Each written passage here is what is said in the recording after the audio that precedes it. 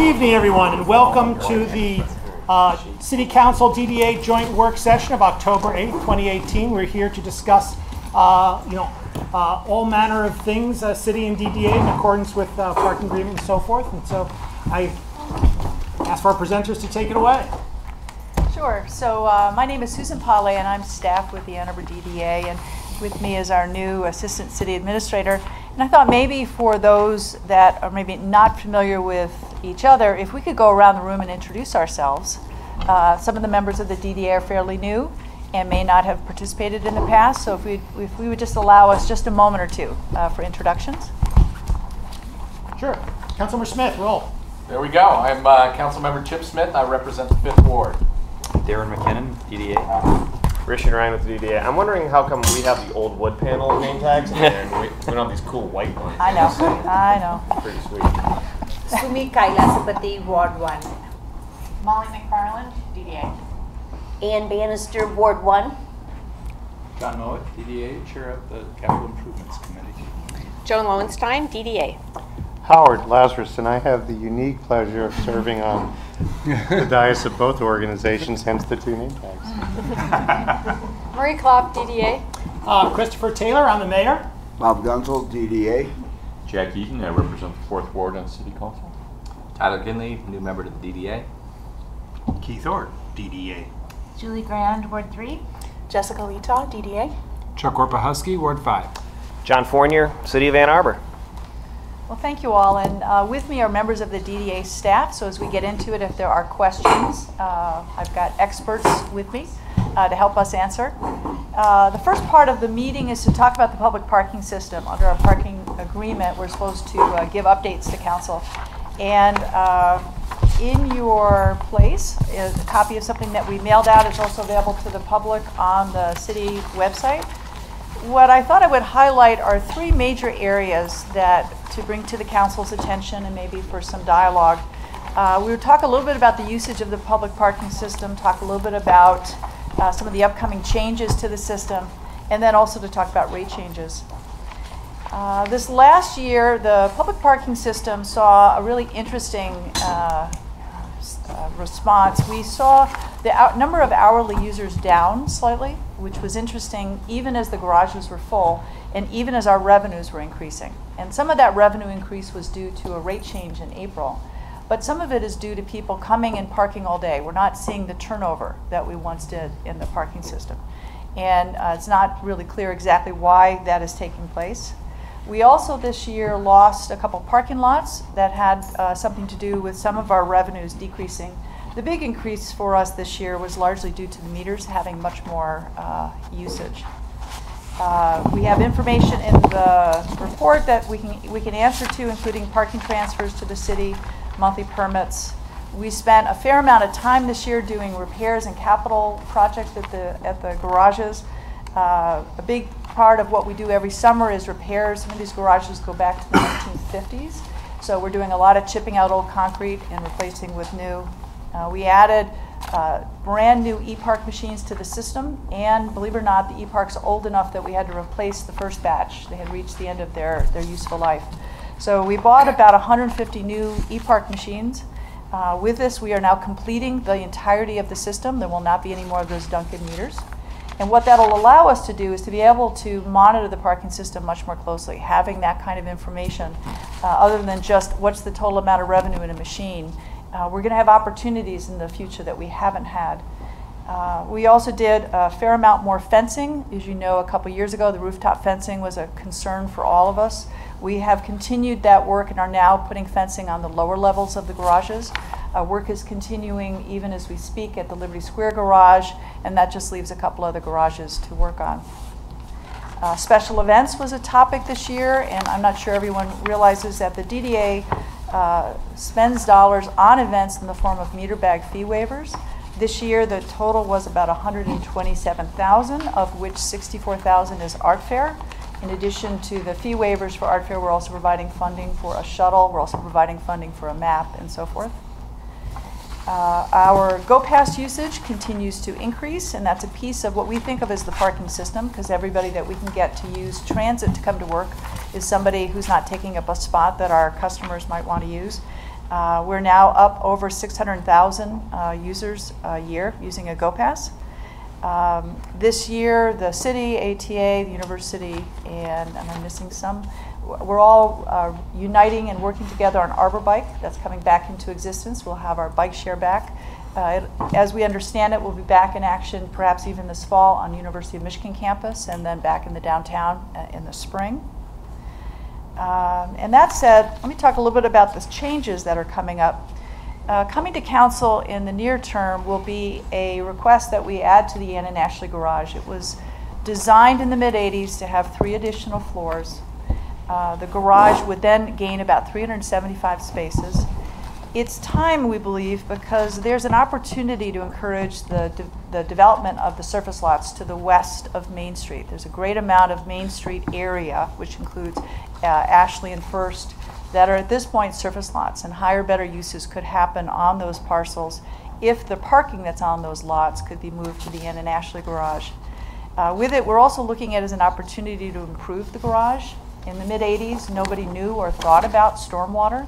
So we're going to do what we can to infiltrate at a site where we're lot line to lot line. We're going to add LED lights, which will go on as you enter the garage and will go to a dimming level when you're not there.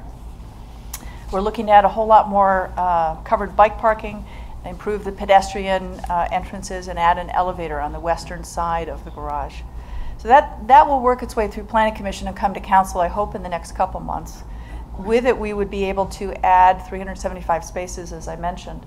And as noted in the memo, that addition does not completely eliminate what we have lost in the form of the 5th in Huron and 1st in Huron lots, what we will lose at the 415 and 1st in William lots, even with the temporary addition of the old Y lot.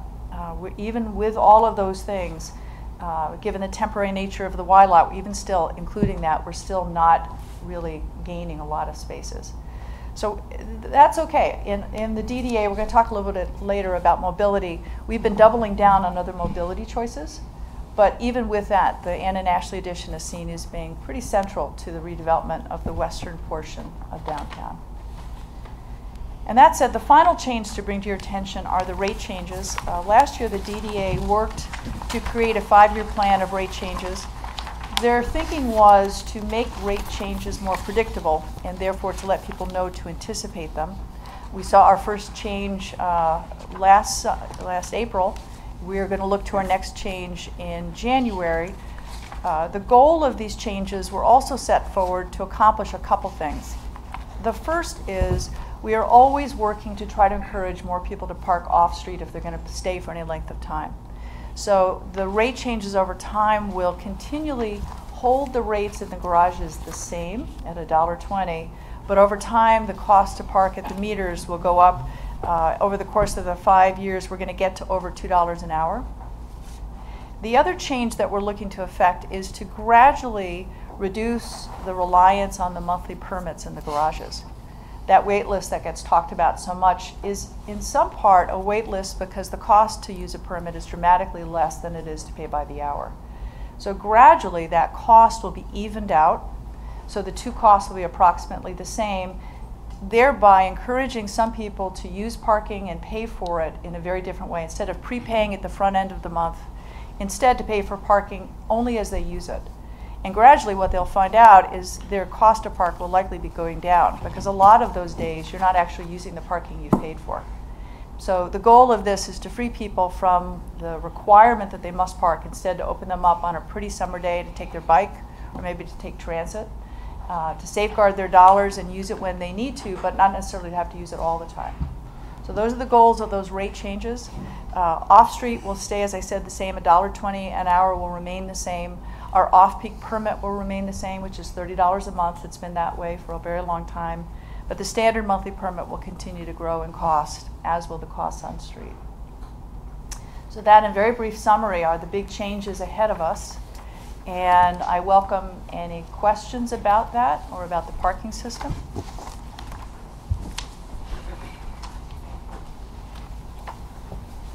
I have a question. Yeah. Yes, Do we have please. an idea of how many off-peak permits you've got in the system? I'm going to turn to my trusted colleague, Jada Halpa. Otherwise, I'd be asking her anyway. Here we go. About 300 feet. Okay. And these are permits that don't allow you access to the garage until 3:30 in the afternoon, and you have to get out by 9 the next morning. But your weekends are free, holidays are free, and you also get a grace day. There's always that one day you've got the flu and you've got to stay home. And they were designed originally for downtown residents. We found the great number of them that are using them also include a lot of our downtown workers. It's a really nice permit for them. That was my follow-up question. Is there any kind of direct engagement with downtown employees on this? Do we go out and talk to, you know, the kitchens at restaurants and on a regular basis to let these folks know these are available? Maura, would you come up and talk to a microphone?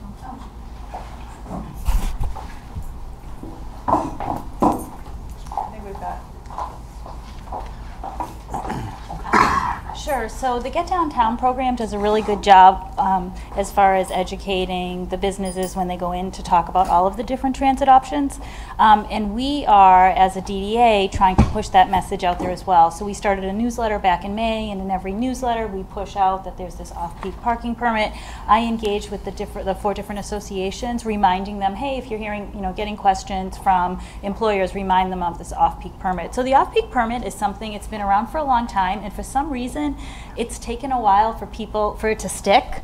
That's an option out there, but I think that we're slowly overcoming that, and we'll just continue to push that message out there. Okay, thanks. Councilor Kosa. Thank you.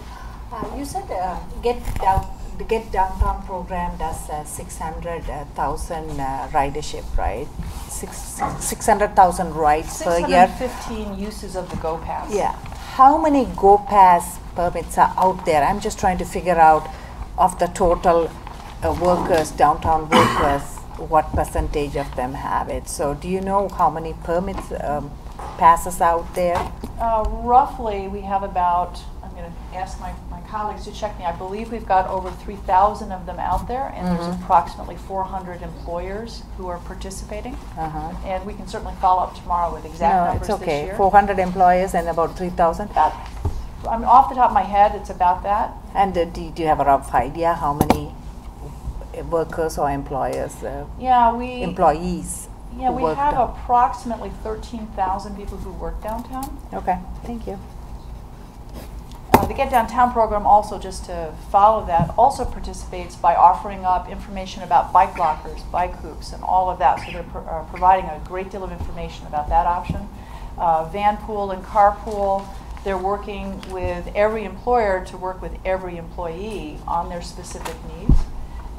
So it's not just the Go Pass, although that actually has the greatest amount of visibility. It's all of the various options available. Yeah, Jessica? And if I remember correctly, the AATA, when they came in to do their year-end report for us in May or June, they let us know that there are typically at least 1,000 Get Downtown passes in use every day, which is the equivalent of a parking lot, which was an interesting way to think about how the extent to which that program is being used.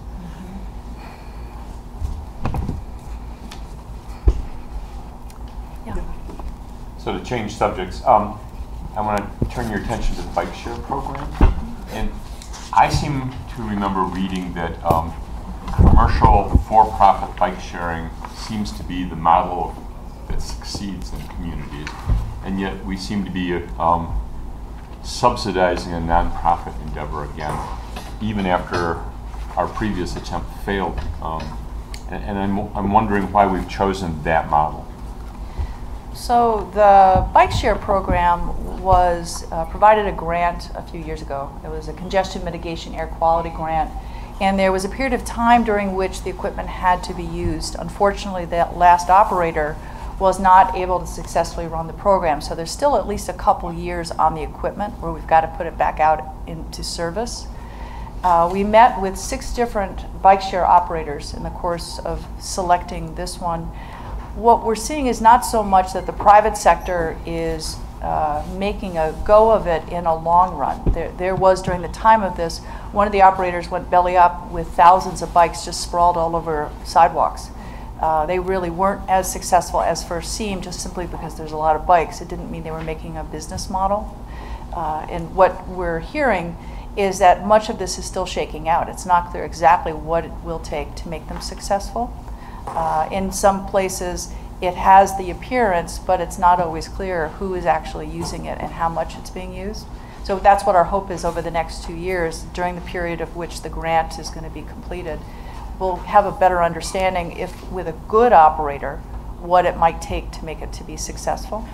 But this new operator will be using the same equipment, but the tethered bicycles, so Yeah. you have to return it to a rack at a specific location.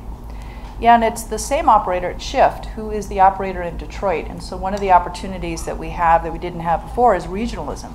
You know, for instance, is it possible to create a membership that would connect Detroit and Ann Arbor?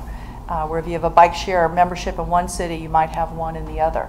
I mean, it's a period of exploration, and that is one of the many things that we hope to know more about at the end of it. Might also add on to that, I promised at some point when I came to the city of Ann Arbor I would stop beginning sentences with the words "in Pittsburgh," but this seems appropriate because in Pittsburgh the city started a similar bike sharing program that was a docked bike that you checked out on your phone and rode around. And I think what you saw is that over time, when these services first launched, there was kind of a feeling out period for what kind of models worked and what kind of practices worked and which ones didn't. And a lot of for-profit operators and nonprofit operators went out of business. But today in Pittsburgh, the publicly owned bike share is alive and well and succeeding very well. And so I think that we're kind of at a point in this industry where there are best practices that people are recognizing in terms of how to make these things succeed. And so it may be worth giving the Ann Arbor Bike Share another shot to see if it can get off the ground this time. So when you say it's a success in Pittsburgh, are you saying that it no longer requires subsidy? It has third-party sponsors, so it sells advertising and floats on market-based revenue opportunities like that. And that's an important part of its revenue package. But no public entity is subsidizing. The city of Pittsburgh does not cover operating costs for the bike share. No. Thank you. Has there been any thought about do bike shares survive scooters? Yeah, what's really interesting is that bike shares and motorized mobility options like scooter shares or moped shares actually fill different parts of the transportation segment. So people tend to use bike shares as more of like a last mile service provider when they're on public transit, and people tend to use motorized sharing to fill in those longer gaps in mobility. So to go from destination to destination. So a bike share becomes really useful when it's co-located at bus stops or rail stops or park and rides or things like that. Yeah, coming back to the bike share, do we know why it failed, the bike share program we started 3 years ago? Because I think it's important, not just failing, but understanding what led to the failure so that we don't make the same mistakes again. So I'm just trying to see whether we were able to understand what went wrong so that this new second version, we are going to avoid that pitfalls. So do we have an understanding what went wrong with the initial I know launch? only a few things. DDA was not a partner in it at the last juncture we are now. One of the issues was the operator was a nonprofit who was doing a whole slew of other things, applying for grants and implementing grants. They were not necessarily a bike share operator. So that was a skill set that they had to acquire. They went through several managers. There wasn't a constancy in the staffing, and with each staff member leaving, the institutional knowledge would go out the door. And one of the consequences of that as well, and those staff changes, was not getting traction under them for sponsorships, that third-party source of revenues. We talked about that at DDA. We were hopeful that they would be more aggressive in securing that kind of funding, but they never seemed to have the time or the connections, or for whatever reason, maybe those staff changes, the sponsorships weren't a strong part of their financial basis. So it's hoped with a strong operator, and this is what they do, is run bike share. And given that they already have a toehold in the Southeast Michigan area, and there are businesses that overlap between Detroit and Ann Arbor, they have a better shot at that last piece. And I also hope with constancy and staffing that we won't see the turnover. Thank you.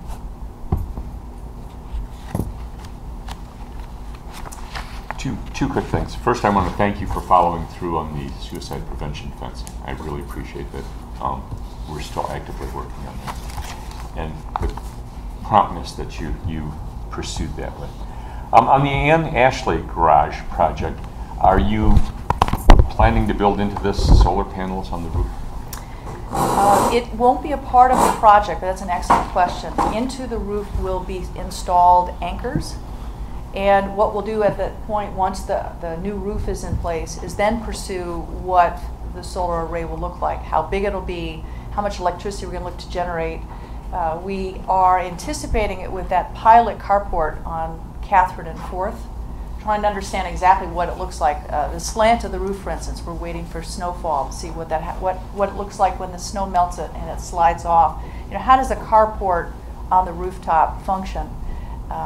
But the anchors will be there, and so it'll allow us the time then to put out to bid that solar array on the rooftop and figure out exactly what our goals are. Is it to completely have all the electricity at the garage? Are we going to have a battery system? Just what does that array look like?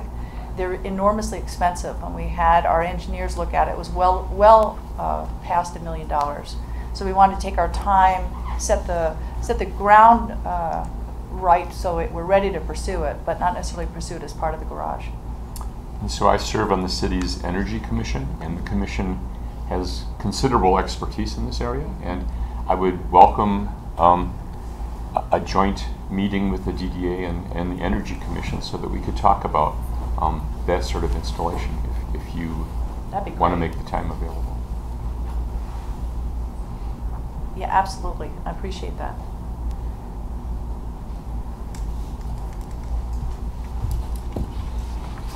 So with that, we hoped, and not to put an end to parking because we're going to be talking about mobility in a few seconds, but we hoped that actually we could use the evening as a chance to engage on some big questions around downtown. Downtown is changing, and so many good things are happening down there.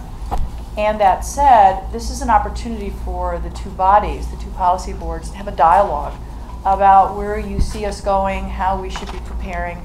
My colleagues and staff did a wonderful job. They've produced this year's State of the Downtown report, so I'm going to sound very smart in a moment and relay some of the statistics.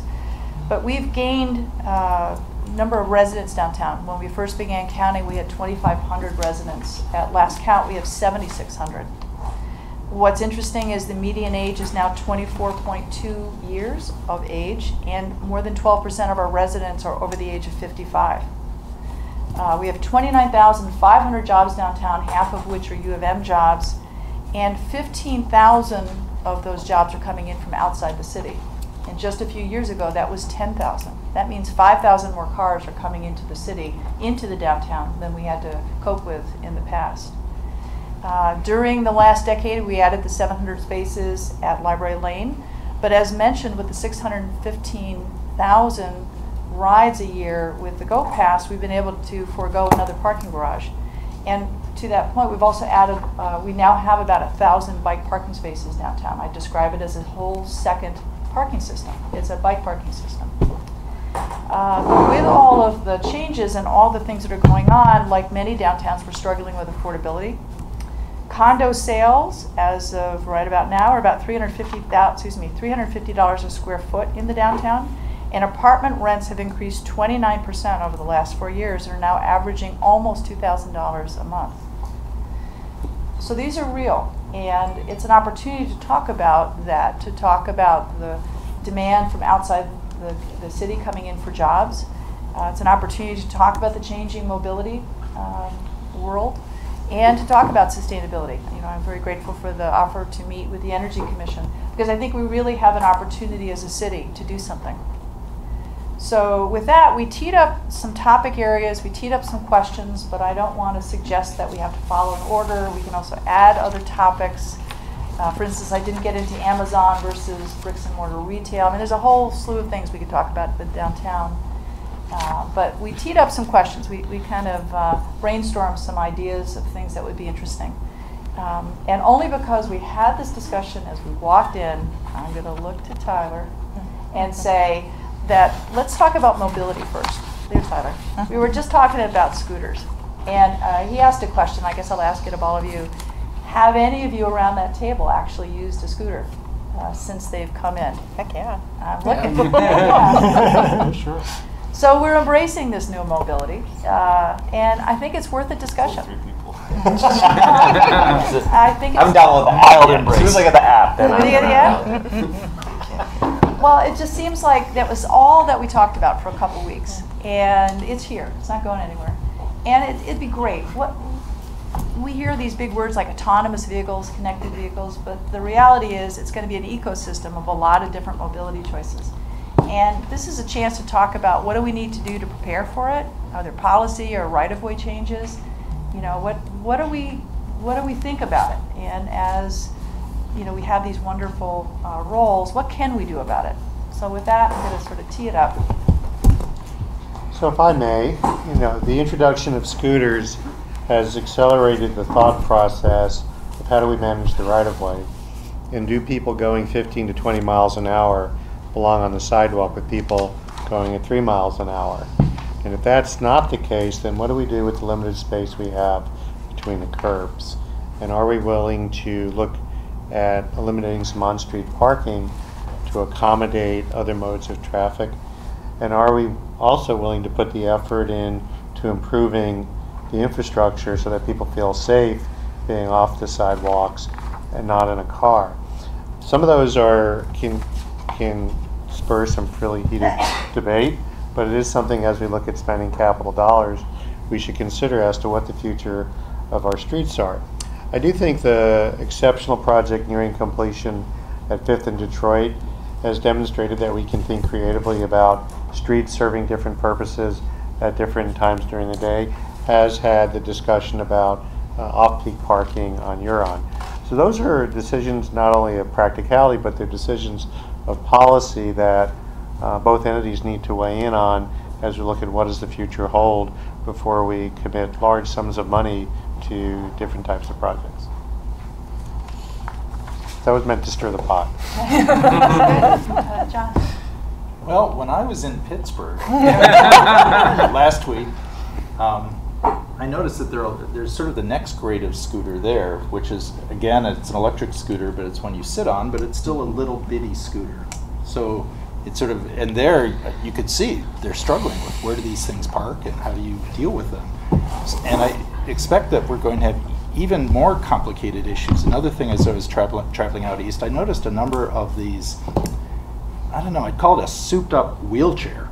You know, something you're actually sitting in a regular position with a roof over it and 4 wheels, and it's a little vehicle.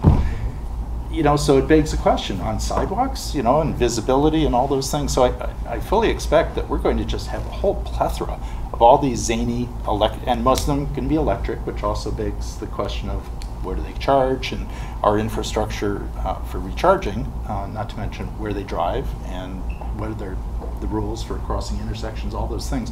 So I would really urge, we in the city to, put together a really vibrant initiative to really look at this pretty quickly, because I feel strongly it's coming fast. And especially as people are aging, people like me, give me a souped up wheelchair, it looks pretty darn good, right? 2 quick things on top of that is you're absolutely right on about the type of these mobility sharing options changing. And I recently had an opportunity to speak with some executives at Lime, which is one of the bigger national companies that does the sharing. And they are planning to roll out covered vehicles like you described next summer. They will be the next big thing in these mobility sharing. So we are going to have to deal with that at some point. And the second thing I'll say is that those scooters in Pittsburgh, one of the last things I did there was help launch that program, and those scooters were actually manufactured in the city of Ann Arbor. So, I noticed that. Yeah. Molly, you were there. Just a question. Has there ever been any willingness from the companies to work with the cities that they're entering? So right now it feels a little bit like a battleground versus, so I know we've been impounding some of their scooters. Is there any way to say, hey, we'll stop if you give us a little, like if you help us with some of the costs of where we're going to store these things or how we're going to change our roads to accommodate? Funny you should mention that. The answer to your question is yes, and I anticipate in the next few weeks we'll be bringing a draft license agreement to City Council to discuss these bird scooters and what our relationship with them will be like moving forward. And it's exciting. It's a slightly different model. We charge for using the curb for cars, and what we're describing is a license for using the curb now for a scooter. So I think it's that curb. We have to keep sort of thinking about the value that we as a community have and not to lose track of that value, not give it away. Chuck, I'm sorry to interrupt. Councilman Yeah, that's Warbowski. So a couple of thoughts on this. First of all, to the question of where do they belong, I think that's a highly contextual issue. The experience of riding a scooter on Liberty downtown is very different. I was on Stadium in front of Pioneer the other day, and I saw somebody going down the vehicle lane with a scooter there, and it's like, that's not the right kind. Like, there's not a lot of people on the sidewalk. I feel safer if you were there. Or on the flip side, if you look at, or a different conflict, but if you look at the pavement conditions in front of the Y, they're not safe for those tiny scooter wheels. So I don't necessarily know that we have a single answer for where scooters or these small-wheeled vehicles belong compared to the other transportation modes we've seen. And so it's going to require a level of flexibility from government that we sometimes struggle with. The other thing that I'm observing for a lot of the alternative transportation options, the points that have been raised about what happens with the right-of-way. My experience on Main Street in particular is already there's not enough sidewalk space for all the biking parking needs that are there, especially on the 200th block of South Main, or the 300, in front of Rishi's business, right? Like, it's hard to park there, even on a bike. Like, so I think that this challenge of we've got so much of the width of the road already dedicated to cars and car parking and car traveling and car turning, but a fairly small amount, and now we're trying to share that between people walking, people dining, people parking their bikes, people parking the scooters, people parking these weird vehicles that people are talking about. I think what we're going to have to start looking at is realigning that how we share the public right-of-way, and we might need to put more of it towards these transportation alternatives, just because there's more and more people trying to use that 10 feet of sidewalk than there ever have been. There are certainly, in addition to the financial aspects of it, and there are issues immediately with changing some of the city's ordinances on where things belong and where they don't belong. Because right now, scooters are not supposed to be on the sidewalks, but they are. And if you talk about scooters, you should talk about bikes as well. So the challenge that council will make as the policy-making body is how do you carve it up, as you've said, and then are we willing to make the facilities safe and navigable for all users, all abilities, which means we're going to have to do some infrastructure improvements as well, which speaks well towards the one-way to two-way conversions and the facilities that are going in, as well as when you talk about going down Stadium, the idea of extending things like the tree line into a broad loop around the city. So, and it's also important to look at trails as transportation assets, not just recreational assets. So again, it fits into a policy that'll address not just capital improvements, but also city code and legislative priorities. Tyler, were you going to say something? Well, you brought me up, so I feel like I need to chime in. My big question has always been, has anyone ridden them? And I think Chuck's very correct in that, like, the first time I rode one, I was really excited, but it's incredibly nerve-wracking. They go really fast. If the roads are bad, it's very incredibly nerve-wracking, so you want to be on the sidewalk. And realistically, I kept finding myself wanting to be on the sidewalk and just going really slow when people are around. I think a big part of the sidewalk debate is that if people go super fast, there's this friction of slow walking people or just people walking at a normal pace and these things flying by. But you could potentially regulate that. The other part is that if roads are really bad, you just don't feel safe out there. And most people don't carry around a helmet. So most people aren't riding with a helmet. That said, when you park them, you can park them out of the way really easily. They don't need to be locked up, so you don't need to find somewhere specific to park them. And if you're around downtown, you see a lot of people riding these across the entire age spectrum. Yeah. And I haven't seen it just college kids or something. It's everybody. And so personally, I'm pro scooter. But the problem is it's also like a nuanced issue where the way they went about it might set a terrible precedent for other companies that would say, oh, well, Bird just plopped them in, didn't seek approval, so every other company is going to do the same thing, and that's really dangerous because if we get these, the covered vehicles or the whatever, I think it's a tricky issue. But from what I've seen being in downtown, because I live downtown, I work downtown, I walk downtown, bike downtown, eat downtown, they're being used a ton and pretty safely. And for the people that are on Stadium, that's pretty nerve-wracking. But I think it's worthwhile at least looking into how we're going to work with this, because it's coming, and it does, and from what I've seen, get people to park less, get people to use their cars less, which just frees up more spots, makes it more viable downtown. Councilmember Smith, and then we'll ask Keith. So, question for Howard and John. Has Lime or any of the other providers contacted us about expanding here, or is your contact with them in the context of Pittsburgh? And I would think it would be very useful in looking around the country to see how the first adopting communities have dealt with the covered wheelchair aspect of what they are proposing. So we have had contact with other companies. We've made it clear to them that any kind of license agreement has to be finally approved by council. There's a uniform kind of set of principles that we're asking them to come to terms with before we move forward. Bird at this point is the only company that's been willing to sign an agreement, but there remains to be a lot of interest from other mobility sharing companies to come into Pittsburgh. Or excuse me, to come into Ann Arbor. Interestingly enough, one of the companies that has addressed mobility needs is Ford, about alternate markets to what they're used to. And the interesting thing about that is it ties into the project we have with them in Detroit over, gathering data on mobility options as well. Bird launched in multiple cities all at once.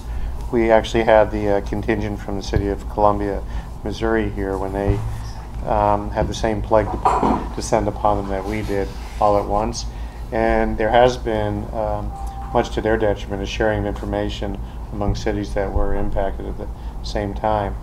And to get back to Mr. Eaton's question as well, what we know for sure in our lifetimes is that technology rapidly changes. And we've seen dock systems go to dockless systems very quickly, and it speaks towards us partnering with private entities more than owning systems ourselves, because in many areas we found that municipal government is not able to keep up with technological change as quickly as private industry because we don't operate at a profit. So all those things taken together really present some challenging times, again, infrastructure-wise, from a legislative standpoint, and even from an operations and maintenance.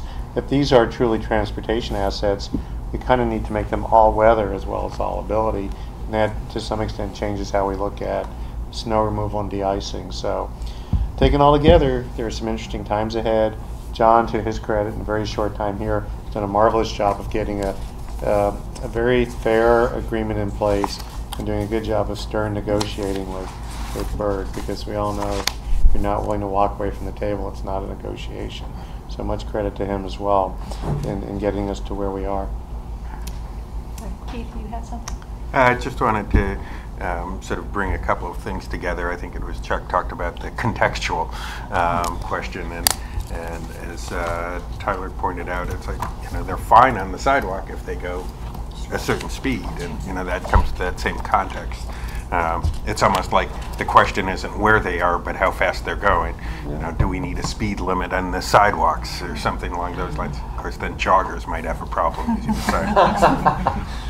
But the question is the speed that all users are doing. And it's even true that sometimes joggers can be dangerous to pedestrians, especially pedestrians walking with canes and that sort of thing. So, there's all sorts of difficult questions that come up there, which does all come around to what we've been talking about for the last 10-15 minutes, which is who uses the right of way where. And it's long been the thing to when you talk about alternative transportation, that's always one of the problems, is that traffic engineers say from this curb to this curb, the right-of-way belongs to the cars. And we're in a period now where we're rethinking that. And that's one of my jokes I say all the time is all change is bad.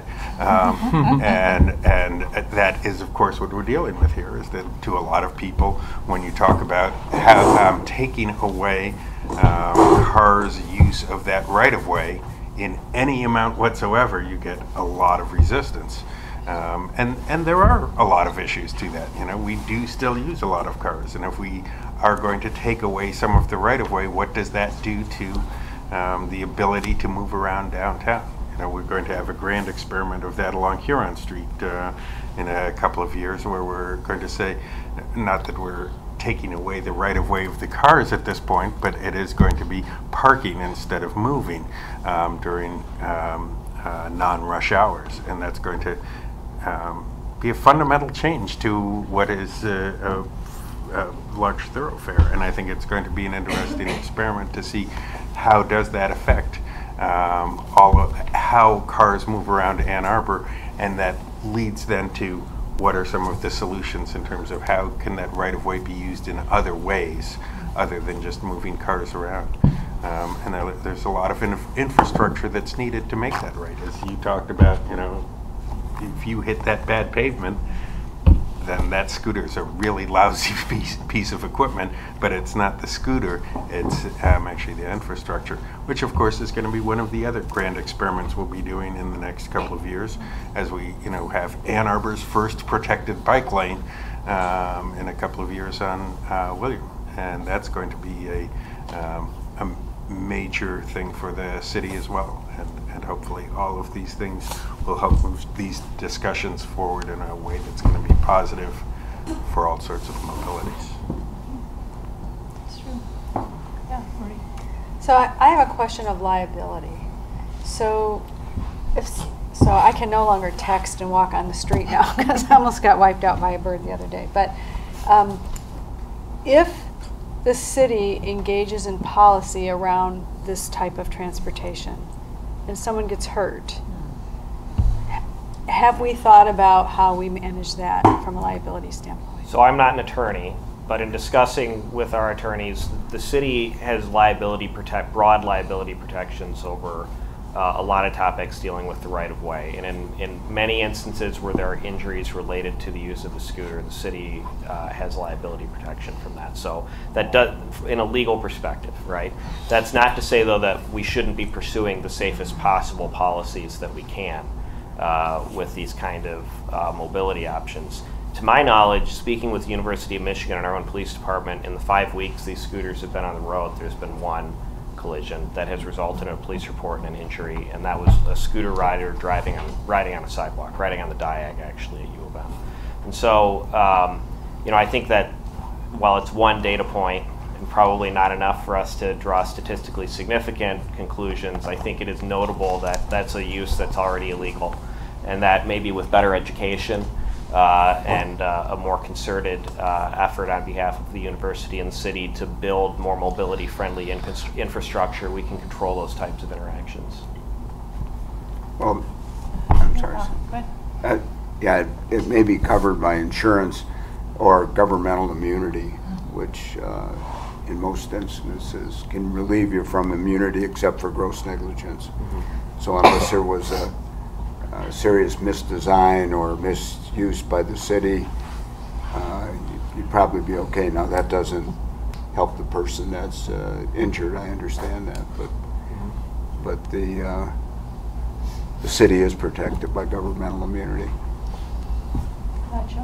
I think the Bird scooters, is it called the Bird Company, whatever it is, has actually done us a favor in bringing these here, because it's made us aware of the potential hazards of having too many of these things that we've wished for, which are shared mobility. So look at what's happened in New York City, where they've had to put a cap on Uber and Lyft licenses because they simply had too many ride-sharing vehicles in their streets, and it's resulted there was just another suicide yesterday in New York of one of these drivers because they can't make a living because there are too many. So they're looking at the economic issues, they're looking at the overcrowding issues.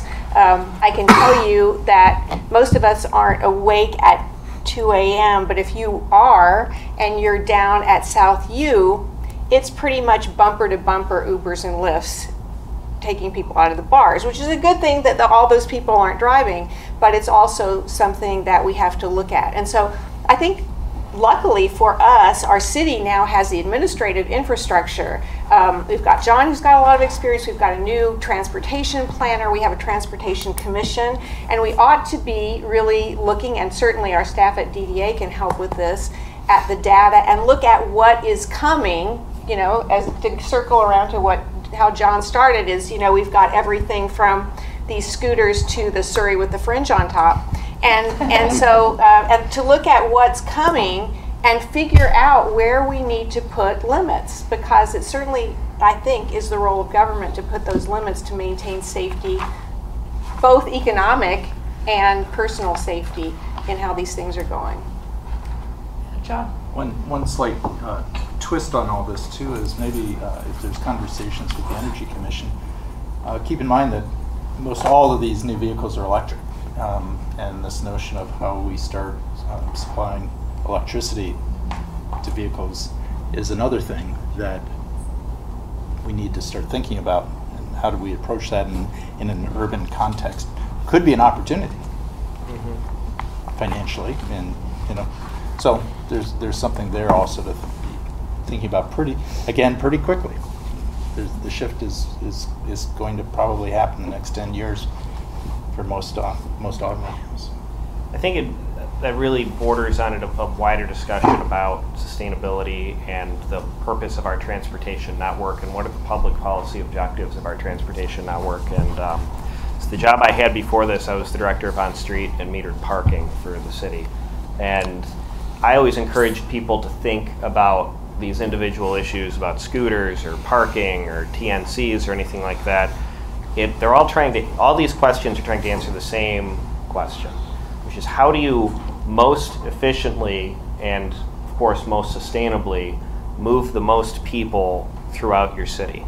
And the answer to that question, as time goes on and America kind of experiences this period of investment in cities, big cities, medium cities, and small cities, is we're finding that the most efficient way to move people is to make room for multimodalism and to build infrastructure that is sustainable.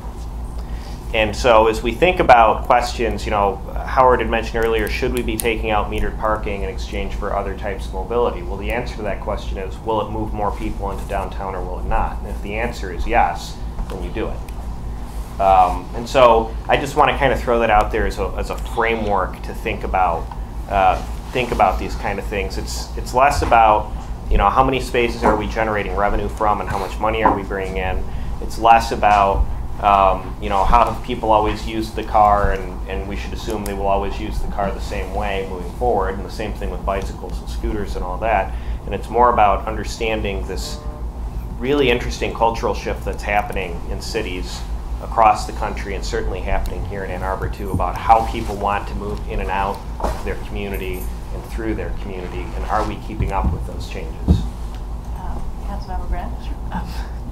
Has this group thought about, or the DDA thought about much, like we're thinking about off-peak on Huron, ever doing any weather-dependent shifts? Because the talk on campus right now is like, well, yeah, all the students are on them now, but wait till it gets cold, you know, you won't see a bird anywhere.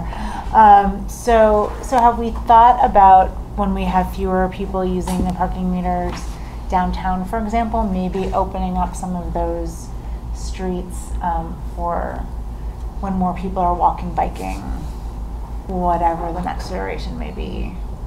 Yeah, we steal ideas everywhere we can get them, and about 7 years ago we stole an idea from LA, which was an in-street bike rack, and in our case it was a seasonal addition of parking.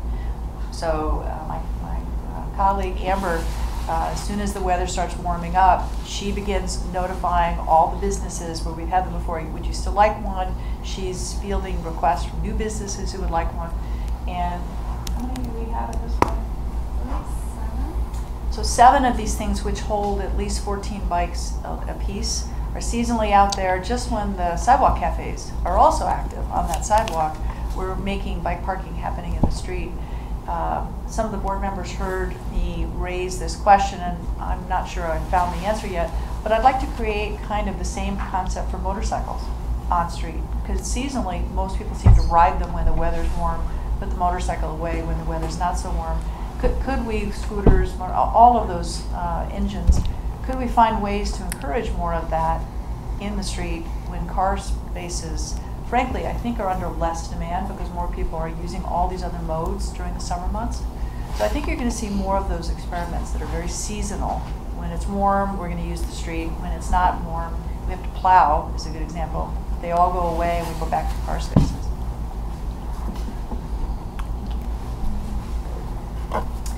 If I could, I'd like to come back to a point that was made earlier, which was the right-of-way, which really had a car focus to it, and it's starting to shift. And I shared with the board the results of the recent national survey, the responses from our residents. There was a concession that many people were willing to make on speeds, moderating speeds slightly if we could make the right-of-way safer. And that's a big deal, and we saw that certainly in our People-Friendly Streets meetings. I'd like to talk a little bit about that, because for so long, the streets were about going quickly, you know, the level of service, let it be A, everybody just slides through. That's a real change, if that's in fact what we're seeing in those surveys, and that's what we saw at our meetings. I'd like to tee that up to see what your thoughts are about what we're hearing. The survey results, just to put some numbers to it, showed that 91% of the respondents were willing to live with at least, or at most, a slight delay in drive time, and 70% were willing to live with a moderate or significant delay in drive time. The improvements on, as I remember from the traffic models on Huron Street, with off-peak on-street parking, created an additional drive time of about 1 minute to get through the downtown.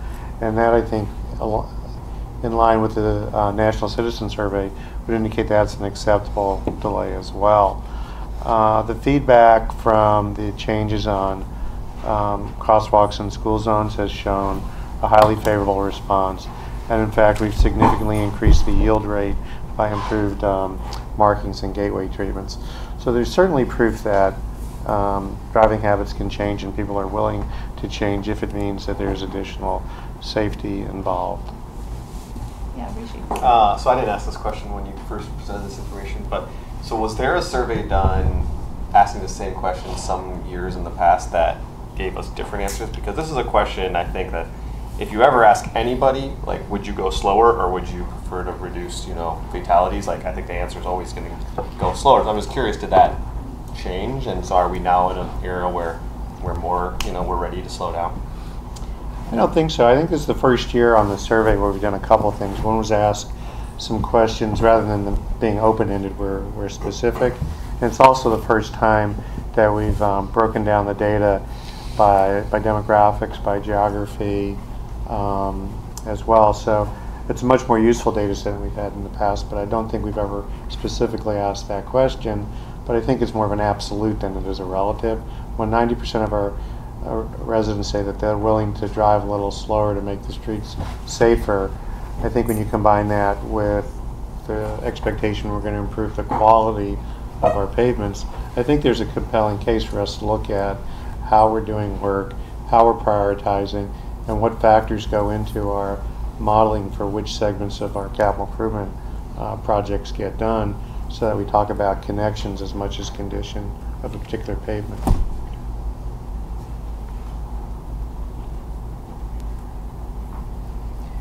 I know that something that was helpful for me during the People-Friendly Streets projects was that Smith Group had such great data about where the crash incidents were around town, where there were car-on-car incidents, where there were car and pedestrian incidents, essentially where people who are trying to get somewhere are set up for conflict, whether it's at an intersection or in the middle of a block, and then using that data to help us determine where different safety strategies were appropriate and necessary. But starting with that idea, kind of like you were talking a moment ago, start with a goal, right? So if our goal is greater safety, and I'm very grateful to City Council and to advocates for pedestrian safety to have committed our city to Vision Zero by 2025, I believe. That's going to mean some changes, and to see the results of this survey come out is pretty exciting, because it means that folks are willing to, I don't want to put walk the walk in here because we're talking about driving, but they're willing to walk the drive, or whatever it is. So helping us as we're making these decisions keep the consequences of not making them and the consequences of making them, namely we get safer and safer streets for more and more people, is very helpful every time we have to make a decision, in my opinion. So there's a segue that could be made between all the mobilities. We didn't touch on mass transit. It's certainly a big topic for DDA, because the more people we can get on transit, the more we're able to keep our streets from being congested. But there's also a social equity piece to this. The current phraseology right now is mobility as a service, which means you pay for it. And what we're doing with GoPass is trying to reinforce that a lot of mobilities you shouldn't have to pay for. Whatever your income, you shouldn't have to pay for it. And I'm going to segue into affordable housing, because the cost of cars is about 15% of a household expenditure, with our costs of rent and so forth. We're all talking about keeping it under 30% of a household. So between rent and mobility, there's almost 50% of a household's income. So we thought we'd talk a little bit about affordability. We have the Y lot come back to us. We're temporarily using it as a surface lot. And it seems like a real opportunity for dialogue and potential partnership. Some may not remember, but the DDA helped with the demolition of the old Y building and the establishment of that permeable pavement lot with the goal of affordable housing. So we're kind of really teed up again for this. So I'm just going to sort of frame it very generally. How do we move the ball on that project, on the YMCA? Great piece of real estate, great location. Got a lot of allies here who all see the goal as being really important. What are the opportunities that we have to realize affordable housing on the Y lot, or as a result of the Y lot? For instance, the sale could lead to those units. But just how do we get there? What are some opportunities available to us? People have some thoughts. Yeah. So looking at this block in context, we've got, of course, the Blake Transit Center right there. We've got the library lot project, the collective, I think it's called now, potentially going up across the street, the library right there. So hyper-local, looking at the radius, what we've got is market rate and some workforce housing. I think that Core Spaces has committed to approximately 3.5 or 4 dozen workspace units in there, workforce units in that lot. And then there's some single family housing right across the street, and beyond that there's not a whole lot of housing within a very close radius of there. So in my opinion, especially because it's contiguous to the transit center, holding affordable housing as the highest priority on that lot seems to me not just appropriate but kind of self-explanatory.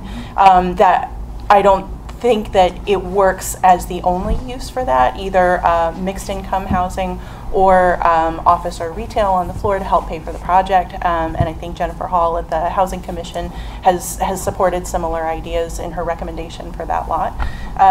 But in not just in looking at that lot, but in looking at the context, I hope that we here in this room and larger in the city can hold affordable housing, truly affordable housing, as an aspiration for that site. Yeah. The analysis that Jennifer was the lead on, but involved a lot of different entities, and was forwarded to council a couple weeks ago, really lays out 4 options, and I think it's worthwhile to summarize what those are. The last one was the last option council put forward was, if we can't come to agreement to redevelop the property within a period of time, we should sell it. And that does, under current market conditions, provide a fairly good return on what the city paid for the lot, but you lose control of the lot, which was part of the discussion council had in reaching its decision. The first option is all affordable housing. and there are some financial challenges with doing that, as was laid out in the study. And then there are some mixed use, mixed income, one just being on that property and one being in concert with some other property development as well. And that decision, to get to Jessica's point, probably needs to be made pretty soon as we look to seek a developer for the property. Should it be multi-lot and therefore be more complicated but potentially achieve more of the city's goals, or should it just be that lot only, potentially with AAA participating as well? I will say and add that the future of AAA services also needs to be considered, because it's not just big buses in the future. Local mobility will depend on a variety of smaller vehicles as well as bigger vehicles. So how a bus terminal looks in the future is also something that requires a little bit of crystal balling. But that is, again, it's a choice that council, DDA board will have to make, as well as other partners, the library board, AAA board, and others, as to, and some of the private property owners, as what does that area look like, what do we hope to get out of it, and how do we get here. But again, we forwarded council's request for some input. Now it's really time to discuss the policy aspects of how we want to go forward, and sooner rather than later is probably a good answer. So I read the report that Howard's referencing. It's really well done. There's a lot of good things to think about as development of a property. There's a lot of moving parts. The ultimate recommendation of the report was to move forward with what they called Plan 2B, which was primarily workforce housing. One of the, I guess, assumptions made by the authors was that there would be a RFP put out and a private developer sought to kind of run this for the city, which is a concept the city's kind of chased down a number of times. One thing I'd like to put out there for this group to consider is that we do have a development authority that's a branch of the city, and half the people at this table are on that authority. And there's a good opportunity to save a lot of costs and still keep all the control that the city likes to have of developments by empowering the DDA, asking the DDA to chase that down and see, maybe just like we build parking garages, we could build a workforce housing development, and we also have other entities in the city that could manage it going forward. Yeah, so doesn't the State Enabling Act, which brought the DDA into existence, says that within the downtown footprint area, the TIF dollars could be used, right? So you could bond, the DDA could bond, and as you said, instead of parking garages, we could build workforce housing, right? So has that been discussed or not at the DDA meetings? I think we're bringing it up now. I think this is a good opportunity. No, it has not been discussed, so this is opportunity. Because I know there is limitation, right? So even like when we were trying to help affordable housing units, you were very particular, rightfully so, that the money had to be expended, any capital expenditure has to be within that DDA footprint area. And so now that we have hit the 6 million cap with a 3% escalator, I think the last number I saw was almost 6.3 million TIF revenue. So I thought that might be one way of, because to be honest, I'm going to be very honest, a lot of people, the gripe they have with DDAs, they see the kind of putting artwork on electricity boxes and things like that. They feel like when there are so many urgent needs, are we spending on these frivolous matters? So this might be one good way of doing it, because I mean, where do you want workforce housing more than downtown area for the downtown businesses? Because you hear a lot of people have to commute from very far away, and again this comes into transportation, all this we were talking about, more parking and more congestion. So I think that might be really a good way to look at. So bond for a affordable, not affordable, let me say workforce housing, bond for it, and instead of building a park, I mean, we did that with the underground parking lot, 50 million. Think about that, 50 million for workforce housing. I'm just throwing it out. I haven't thought through the whole implication, but one way of thinking of it, and I think there would be a lot of community support because I think people see the need for workforce housing in downtown. I'm going to go to John and then I'll come back again. Chip, John? I think your point of community support is key. You know, looking at in my opinion, looking at these public parcels over the years, as Darren mentioned, to put them out there with very wide open RFPs to developers has just not worked. Exactly. It just, and it's not going to work in a community like Ann Arbor. So, to me, the first thing that needs to be done is really some sort of a process where the community participates in understanding and visualizing what that could be. Now, whether that's developing a site plan or, you know, the design of a building or whatever it might be, but somehow conceive of a process moving forward that the community can buy into, to me, is really a critical first step. And then whether it's a DDA that follows through with building it or a developer, we need to go further in a process than we have in the past, I believe. And another thing I'd suggest is that we've done a lot of work with the Ann Arbor Public Schools over the years, and they held on to property for a long time, and it's lucky they did, because to build Skyline, they needed a piece of property. So I think it's very important too that any public property be thought of very, very carefully, and that, you know, it's really an important decision-making process when you give up control of public property. So, to me, those are the two key steps. You know, there's got to be an entity, and whether it's a DDA or the city or someone has to work through this process further than we ever have before. So I think I'd jump on to what Councilmember Kalasapthi and Darren said, which is, you know, I like the idea of let's take responsibility to do this ourselves. We've identified this as a top city priority. You know, the only way to build workforce housing and affordable housing is with subsidies. We are not finding anybody that can make this work for us. I think there just has to be an acceptance that if we want this, we are going to have to do it. I think we have the capability of doing it. I think we have at least the foundation of how we do it, whether it's using the building authority, whether it's using the housing commission, but we have the ability to do it ourselves, but it's going to cost us money. And I think as we look at this, I'm particularly not interested in just selling property off for as much money as we can get for it, because we don't have any land anyplace else to build this stuff. So where we do have that land, particularly where it doesn't require car ownership, and I think that that's an important thing, is when we talk about affordability, we have only talked about rents as we have had a public discussion about this. And if affordability is keeping housing plus transportation costs below 40% of your total household income. And we can't do that. And it's requiring people to live farther and farther away. Well, their rents aren't very much, but their transportation costs have gone through the roof as well.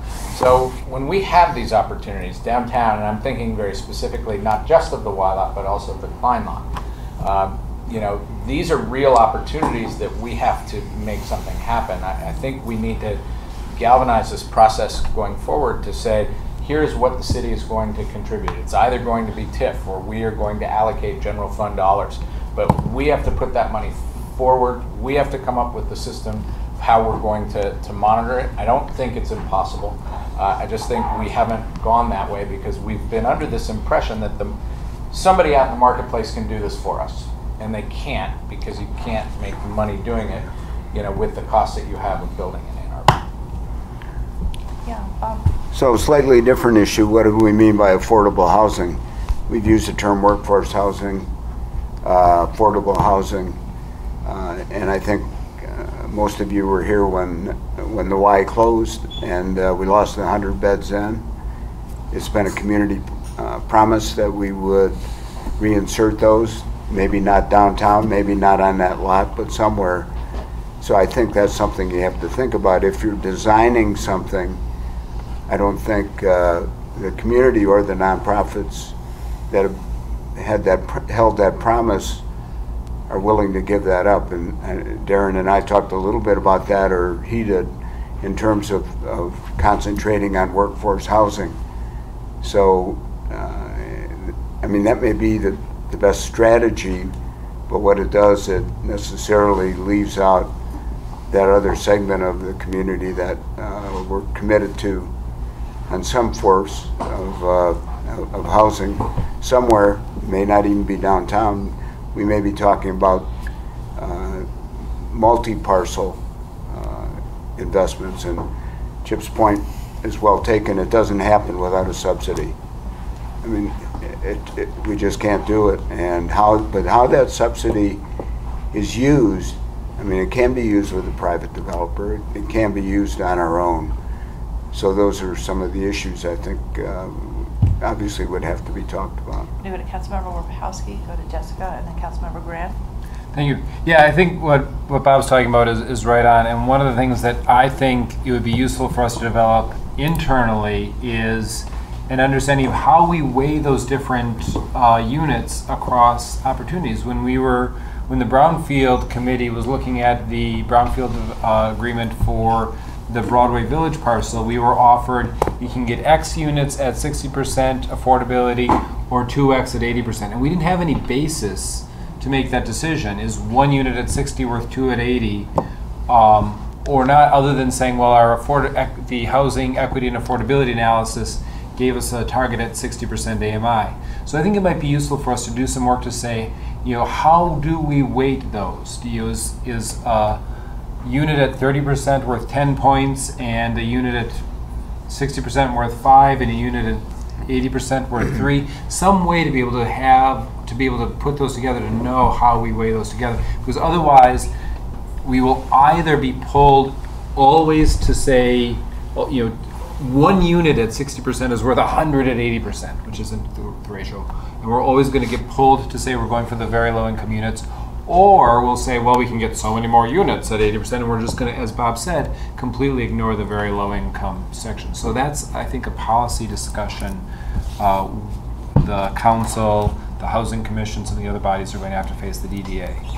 I want to put in a plug. I appreciate what you're saying, Susan, about the history of this lot and how the DDA helped fund the demolition. You gained money from parking in the interim while the city and the DDA tried to figure out what would happen with the goal of a community benefit like affordable housing. I would like us to consider a similar model for 415 West Washington, not the chimney, but the rest of the building, where we've got similar to the Y lot, we have a piece of blight that needs to come down. We could expand parking as a temporary piece. If we don't, if it gets redeveloped, the redevelopment could pay for the pay for the demolition down the line. If we don't redevelop it, I know the Downtown Development Authority is a development authority, so if it's not developed, then the city might have to reimburse for the demolition cost. But I'm really worried about how we line up the money for that demolition, and I think the model we saw in the Y lot, even though the subsequent discernment process, decision-making process has taken a long time, that might be a way to address a clear and pressing problem in the Fifth Ward. The last thing that I want to say, though, is John talked about we need a process where the community really participates in the design. And I agree with the principle, but I also think we need to be cautious about what we can expect or what the limits of that process are. And I say this looking at the work that happened on the tree line master plan. I'm very happy, I'm extremely happy with the work that staff and the consultants did for the community engagement to get a lot of voices in on that process. I think they did a fantastic job of doing exactly what John said, getting community input. And what the community said is, we value an uninterrupted pathway where you're not needing to cross at every light and needing to stop every block. Once that happened, people who didn't participate in that process, even though they had been invited many times, said, wait, this isn't what I thought they were going to say, and have started to throw stones at that process.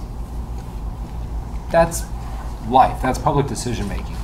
But I think we need to, that example makes me realize that we need to be humble about what we can expect for the level of buy-in we will get for that, or the level of buy-in we'll get for that community involvement process that John talks about. John's saying the right thing. We need that process, and we need to recognize, just like it didn't happen with the tree line, just like it didn't happen with connecting William Street, there will be people who, even after they've had every chance to say yes, are still unhappy. I mean, on the other hand, I think what you did with the people-friendly streets, thank you, was an example of getting a lot more buy-in than I've seen elsewhere. So maybe I'm being unduly pessimistic. Jessica? So I'm going to repeat a theme that is on my mind often and has already come up tonight, which is goals and measurement. I like what you have to say about, can we quantify our needs? And I'd like to extend that to, can we also map them? So are all neighborhoods, to the extent that they're desired, bearing the responsibility and the gift of housing all of our neighbors? That's really hard to answer right now, and I think it also makes it easier to say no when some developments come in, because it feels like there's a whole city to absorb, seniors or market rate housing or students or whatever it is, when actually development opportunities are relatively finite and risky and expensive and all that. So. I agree with your idea, and I'd just like to take it one step further. I also appreciate what Councilmember Smith had to say about a funding mechanism, and would like to take that one step further. We can't just think about the YLAT as the YLAT, even though, Susan, I know this is what you're talking about. But the 2015 Community Equity and Housing Affordability Survey identified that we need 2,800 low-income and extremely low-income housing units, which is approximately 140 per year for the next 20 years. And you guys know we don't need all the fingers on both hands to count how many we've built since 2015. Not only that, but we've got hundreds more coming off the rolls county-wide over the next few years. So we don't just need one lot. We need a plan, we need a system. And I know that there are a lot of people working on this. I know that there's a lot of good ideas behind it, but all the ideas don't matter in the world until we've got money behind it. So I'm interested to know, if it's TIF, if it's general fund, if it's some collaboration with the county and the state, which it will almost certainly be, not only what is the mechanism for this project, but what is the mechanism for our city. Councilmember Graham? Thank you. If she gets to be Jessica, I think I get to be Julie. That's okay. So I really, I appreciate the nods to history on the site. I found that that it was palpable, the feeling that people have for the history of this site, that it belongs to affordable housing somehow. And when we had people come forward when we were making this decision about whether or not to buy this property, I was struck by the almost uniformity of that sentiment, which isn't always something that we hear. So I personally feel a real commitment to have, whether it be mixed community use, but to have affordable housing on the site. I think we heard that loud and clear. As the liaison to the Housing Commission, I think that we could, and I'm energized by these ideas that we're hearing around the table, because I think I know there are some other models out there, but I think we could really do something exciting with collaboration between those two groups, because the DDA wouldn't have to you wouldn't have to bond for it alone, because the Housing Commission can leverage funds, and a contribution could be just that they could match many times over, depending on the population that a project like this or others would serve. And with the Housing Commission now finally coming off these RAD conversions, and now still with a little bit more to go on that last one, but they now have more ability to look at projects that were so tied up in these RAD conversions over these last few years. So I think there's a lot of capacity and expertise within that body, I think is evidenced by the plan that we saw come forward, led by Jennifer Hall. So I want to keep her engaged and happy, because I think she's a real asset to the city, and I think she could just be a fantastic partner. So I would, just a couple words of caution. Community engagement doesn't mean that everybody gets what they want all the time. And just because you don't get what you want didn't mean that you weren't contacted and have an opportunity. I think we tend to forget that sometimes. Also, community engagement needs to make sure that people of all interests are engaged, not those who come out on a dark and stormy night to express their concerns. The other is a long-term policy commitment. Staff needs to aggressively execute policy as firm policy commitment that we can follow, because these deals take a long time sometimes. From a politician's lifespan, they take a long time to gestate and get to from where we are today to shovels in the ground. So that consistency is really important to make sure that we do get the end result that is the policy directive. And I say that knowing that we have great support from our elected body, but it is a long-term, forward-looking approach that we just need to have consistency in what that direction is. Yeah, Jessica. I'd also like to reiterate something that Howard said kind of at the beginning of this discussion, which is that sooner is better than later. I was at the library board meeting last month, I believe, and Ed Surabel noted, who's a trustee for the library, noted that the decision time for the library lot can be measured not in months or years, but decades. And that's long, not just in politician years. So, is 1 of 60% AMI worth 10 of 80% AMI, and is 5 of House now worth 20 of House in 20 years? I think time needs to be a part of our calculations as well. If I go back to what you said too, you talked about the potential loss of units.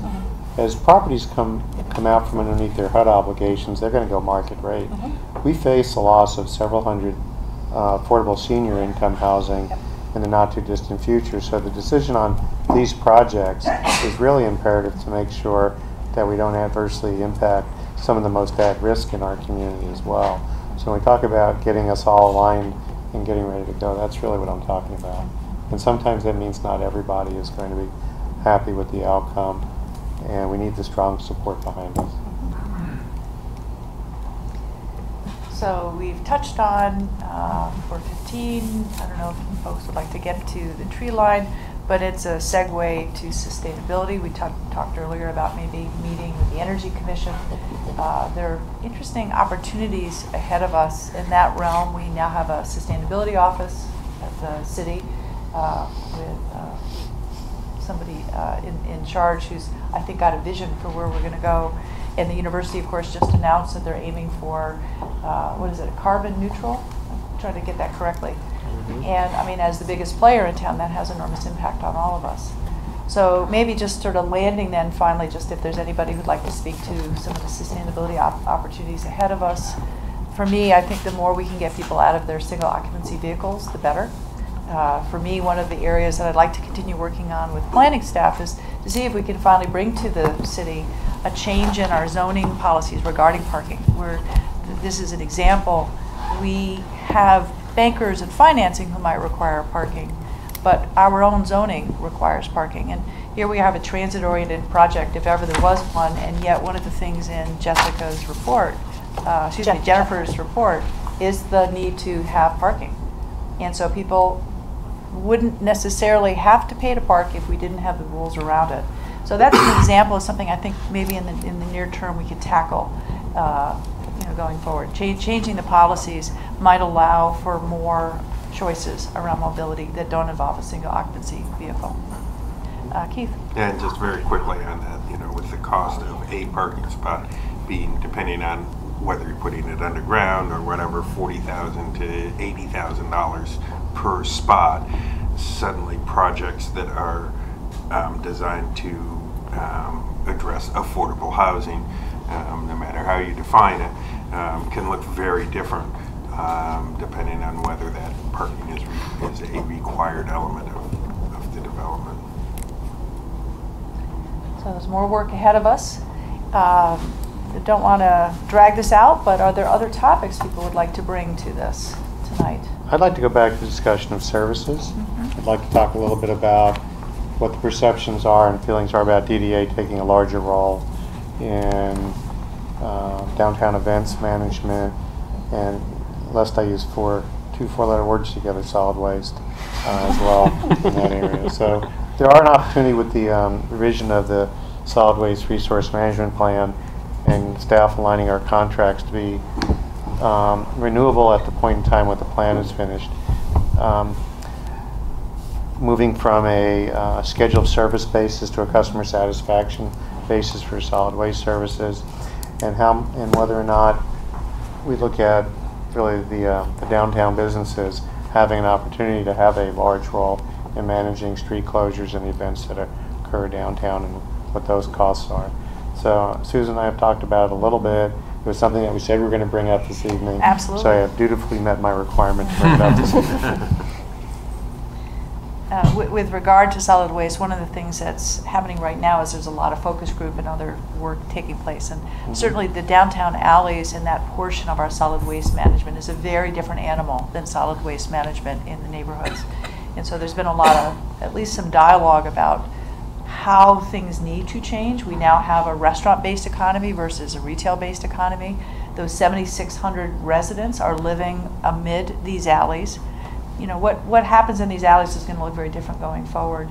And then as to the special events, more and more challenges to have the kind of vibrancy that we've all come to enjoy. It's a different world.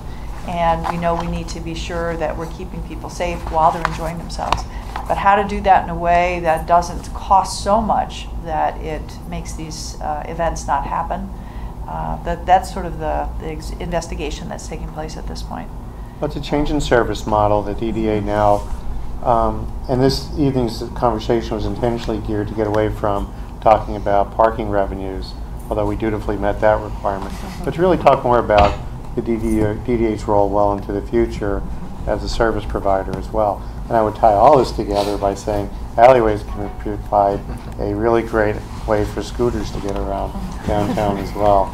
So it'd be good to get some thoughts on what does the future for DDA look like, and as a service provider. Well, if we could get the trash managed, these alleys could also be fabulous special event locations. I think we've all seen those alleys that are just wonderful. If they weren't filled with reeking dumpsters, there's a lot they could offer. I guess I don't want to rain on that thought, but we haven't been able to solve the trash problem for a long time, and as you mentioned, our environment downtown has changed significantly. And you know, I look to the DDA as to be a public outreach arm of the city, and there are going to be some difficult conversations that have to be had about the finite amount of space in these alleys, and you know, we're still wheeling carts out. You know, we're wheeling carts out from, you know, behind all the West Liberty restaurants. You know, that we got to figure out a way to share space. We might have to take away some parking. We might have to restrict delivery trucks. But I think if we're going to have these spaces function for what we become, we're going to have to be willing to have those difficult conversations. I haven't necessarily been satisfied that in the past we have had those conversations. And I think very much we're starting to with the solid waste plan, but it needs to happen faster. There's so much dissatisfaction in talking to particularly the Main Street area businesses about how trash and recycling and you know, potentially compost works. You know, it is a geometry problem. You know, there is a finite amount of space. We have to figure out how to use it effectively and how to get everybody to play together. And I think, you know, there's a certain amount of that is regulation, and there's a certain amount of that is education.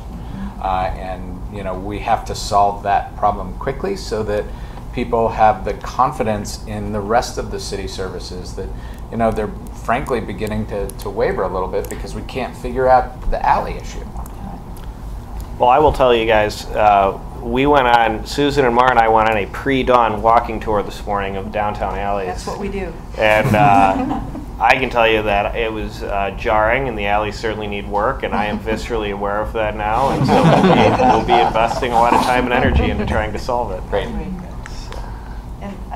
yeah, go ahead, John. Well, you know, an interesting thing maybe for council to think about is that obviously as cities structured, you have solid waste departments, and you have you know, the transportation folks, and you have people in, you know, their silos, and rightfully so. You know, they're doing a job. one thing I suggest is in downtown, we're talking about these areas, these spaces, whether it's the alleys or the right-of-ways, that are all pressured by various forces. You know, it's not just solid waste. It's not just cars. It's not just restaurant tables. It's, you know, it's all of that messy stuff together. So, you know, I think that one thing for you folks to consider is that, you know, the DDA might be a good vehicle to use for trying to work through how to allocate all those uses and how to use it, because, you know, it's part of what we do. I mean, we're used to, you know, having to look at all those related issues, and, you know, when you start developing infrastructure, that's, you know, infrastructure is complicated and it's messy and so forth. So, you know, but I think that if that's something that council would like DDA to get more active in, I think you'd also need to really give us some authority, you know, and really be able to develop plans that don't just land up on a shelf somewhere. I think there's still some hard feelings in the past about, you know, some good work that was done that was basically ignored. And, you know, I, for one, don't want to spend time or effort on, you know, various things that we've talked about tonight if it's just all going to land up sitting on a shelf somewhere. So, you know, it's something to think about. I think there are DDA members who are interested in a lot of these issues we've talked about tonight, but I think there should be an expectation also that if these issues are going to be tackled by DDA, that we're respected, and, you know, it really be, you know, something we can all work with as a community. I was going to just say a couple words on events because it's near and dear to my heart. So, you know, I think one of the things that I'm pretty proud of the fact that we've stepped back from is this idea of like awarding grants to downtown events just because they exist as a downtown event and you're in the downtown, so here's some money. And we've, you know, refocused on our mission, which is about development and attacking development. But one big issue that our events, or the feedback that we've been getting, I've been getting definitely, is, you know, events are so much more expensive to put on. We have requirements on safety that exist now, and we've been having some discussion, we as the DDA have been having discussions on how we, from a development standpoint, can help events, not by funding them, you know, through grants, but by helping develop infrastructure to help them reduce their costs, whether it be, you know, like those bollards that come up from the streets or things like that, or just, you know, ways to do that, because I think nobody, I mean, I have not felt a lot of being like, oh, well, you know, we just want grant money. Actually, I think they want us to help them solve these problems that exist, and nobody has an issue with added safety. I mean, I think everyone's on board with that. They're just, how do we afford added safety and keep these events that I think are a big part of why downtown has grown and become more successful, is because people enjoy being around them. And so, you know, no answers there other than, you know, we've been talking about it, and it'd be great if other people were talking about it as well, because I think the sooner we come to some conclusions with this, these events that I think, well, some of us take for granted that they exist and they're here, I mean, before they go away because they're not, you know, financially viable, I mean, we need to help them solve some of these problems. Yeah. Thank you. I want to, on the theme of weaving different threads together, I want to circle back to the conversation about sustainability and mobility. As we consider how we treat different emerging modes, we might want to consider what is our yardstick. You know, we've sort of treated, okay, it's a ride, it's a ride, it's a ride. But maybe we want to say that we are willing to work harder to accommodate modes that actually have a demonstrated reduction in single passenger vehicles. I'm not sure that birds reduce car trips. They might just reduce walking trips. Mm-hmm. That's what they've reduced for me. Mm-hmm. And they're fun, I'm glad they're here. But I think we'd want to work harder to accommodate birds or Uber and Lyft if we can show that it's reducing single passenger vehicle, you know, just like you were saying, Susan. What we're seeing from a lot of, you know, some of the emerging data around Uber and Lyft is that it's actually increasing congestion and decreasing transit use. That makes me less likely to work hard to accommodate it. I don't want to be obstructionist. You know, back to your point about the 2 a.m. Oh, I'm sorry. Joan's point about the 2 a.m. Pickups so people aren't driving drunk.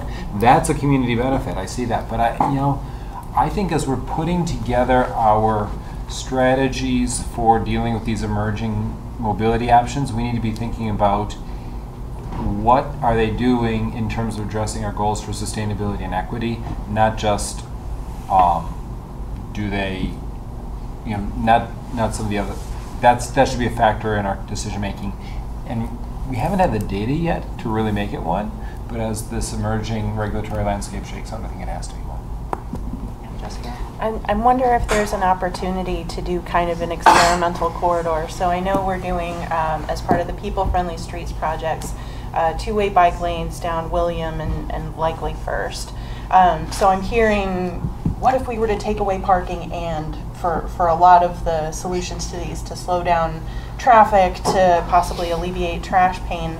And I'm wondering if we could pick maybe 4 blocks on Washington to pilot for a year and not say we're going to change policy downtown wide, but see if there's a block of business owners and residents that would be willing to be a pilot for a finite amount of time, and see if there's a measurable difference to be made, trading off right-of-way for accomplishing some of our sustainability, our basic service desires. So I don't know if that's feasible or likely, but I'm curious to know. Good idea. So I love all this discussion, and it's sad to me that this only happens once a year. And I would really, going forward, like to see more of this dialogue where we're in partnership and we're on a similar page. It feels like we are, but just to get together once a year and have these conversations, we can't solve all the problems, but certainly I feel like we're all committed to solving them together. So I'd like to see if there's a way we could do that more in the future. Yeah, I mean, I would second that 100%. As a new member, what has been so enlightening to me is just having this conversation, because there's a lot of times where we talk about things as a board where it's unclear how far we can take things, because obviously council has a lot of power too. So watching this discussion where hearing you guys say, oh yeah, it would be awesome if you guys picked up more, or you took on some more responsibilities, or would love to see you guys solve some of these problems on your own. I didn't even know we could do some of that. So this has been great. Are there some other takeaways? Yeah.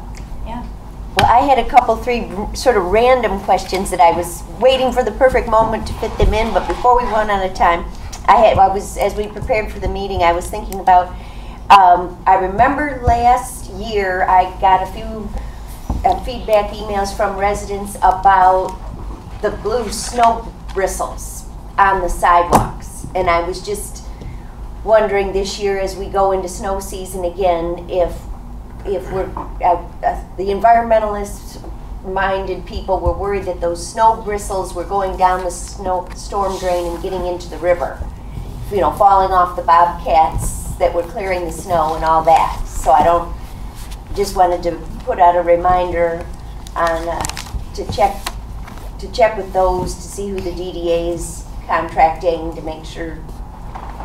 Does that ring any bells when we talk about that? I think I remember. I think there are some private snow removers, yes, not ours, on the downtown sidewalks, and amid the snow, as they're doing their brushing, they're releasing some of the bristles. Yes. We relayed this, I know, at least to the Main Street Biz. I'm sure others have had it relayed as well. I'm not sure that there is a ready solution because they're so busy taking snow away. They're not going backwards to see what they themselves may be leaving. But we certainly did relay the concern. Well, thank you. That's good. One of the other meetings, about 6 months ago, I had been to that meeting with some of the Main Street Area Association businesses and such, and they were concerned about the losing the free parking after 6 p.m. And so I had sort of a 2-part question on that, are we doing things to include our local businesses in those types of decisions? And on that particular decision, is there any new thoughts on that, whether parking after 6 would be still free, or changes in that area? So because the DDA is not responsible for enforcement, we didn't have say over it, but we raised the question because the economy downtown has been changing so dramatically, and as mentioned, it had been a retail economy. It is now very much an entertainment economy, a restaurant economy, And one of the issues that were coming to mind was there's a lot of seats to fill. And if in fact the most prime parking isn't being taken up by customers, what could we do to try to encourage those spaces to turn over so that they would be more available to customers? There was a lot of dialogue at DDA, even as recently as a couple of years ago. And what we heard from the community pretty clearly was, in particular, there's a fear of tickets. So if this were to be pursued, we really need to be sure there's a strategy of communication, because so many have grown used to parking where you didn't have to pay after 6. So certainly DDA is not pursuing it at this point. I know this is a policy question at some point that comes to council occasionally, but the essential message we heard was, please make sure there's a strategy so that no one feels that they've been snuck up on and now there's a ticket on their windshield. And so I think we took that to heart. There needs to be a variety of strategies, whether, whatever forms they take, a variety of strategies to make sure that those tickets don't happen. But there's still the thought that increasing the hours will help promote turnover and make those spaces available for patrons as opposed to staff. And I think we have a ways to go in communication, but to get to the bottom line of your question, no, there hasn't been a change in underlying principle that we need to better manage the real estate along the curbs. And I guess, yes, that sounds fine, and the only thing is to include all those local business organizations, because they did have strong feelings about it, and so they made sure they had a seat at the table. But outreach doesn't always mean consensus. Just as a warning.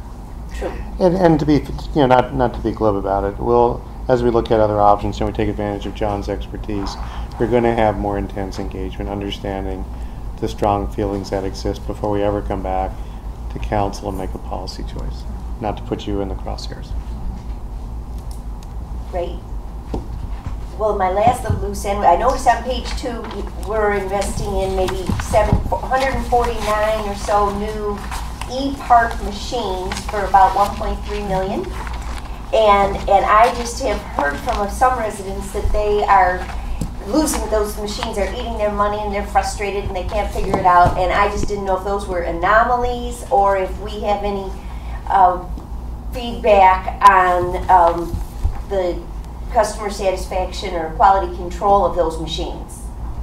So my colleague Jada could answer to the specifics, but I would say now that we've passed through the period where they were new, almost, I'd say generally we get almost no complaints. And in fact, we had a variety of neighbors or businesses downtown who requested them in their neighborhood because they like the ease of the credit card.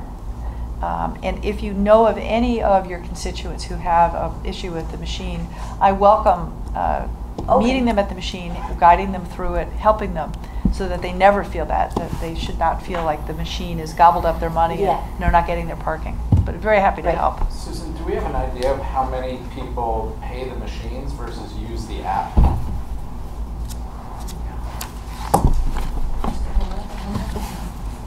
We came prepared. Good time to plug the app, by the way. Thank you, Chip, because that's the easiest way. The e-park app. Of the credit card transactions of the e-park, it's about 60% paying at the machine with a credit card and 40% paying with the app. But that's like a change of like 40%. Okay. It's growing. Last year. Yeah. If any of you ever want to jump down a really interesting rabbit hole about meter technology, I could bore you for hours about it, but what I will tell you is that the T2 meter system that Ann Arbor has purchased is an exceptional system. It is very reliable technology, and the specific meter model that Ann Arbor has chosen is a tried and true piece of equipment that many cities have taken advantage of.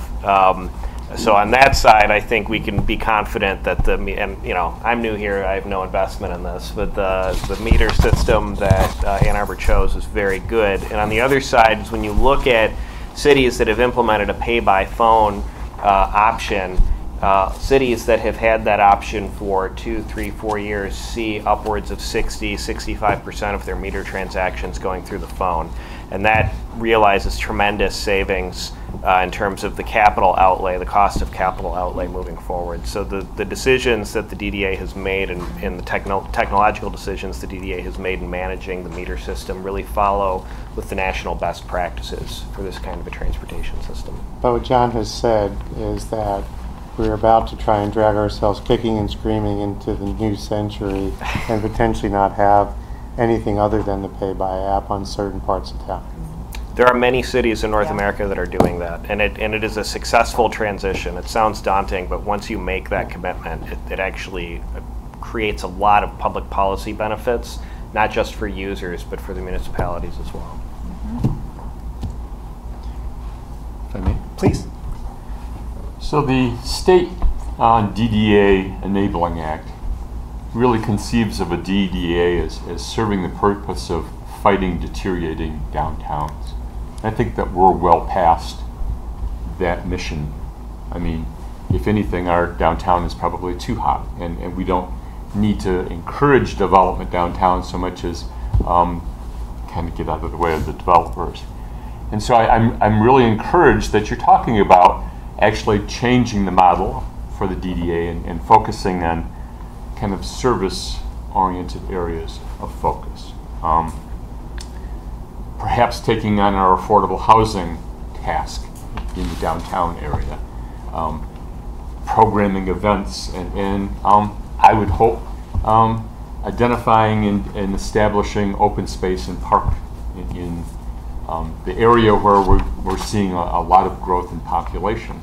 But I really think that as an organization, you need to have that frank discussion in public with a lot of input from the public as you transition from focusing on the need to encourage development to actually servicing the development that has occurred. And I encourage you to listen very carefully to what residents have to say about what they believe the downtown needs, whether it be, downtown composting and cleaning up alleys and patrolling streets to providing open space and affordable housing. But if that transition is going to happen, I do hope that you will take the time to draft that as your vision statement and make it very purposeful that we're moving away from the original vision of this organization to a wide variety of things that I'm not sure that we saw at the beginning of establishing our DDA. Thank you. Thank you.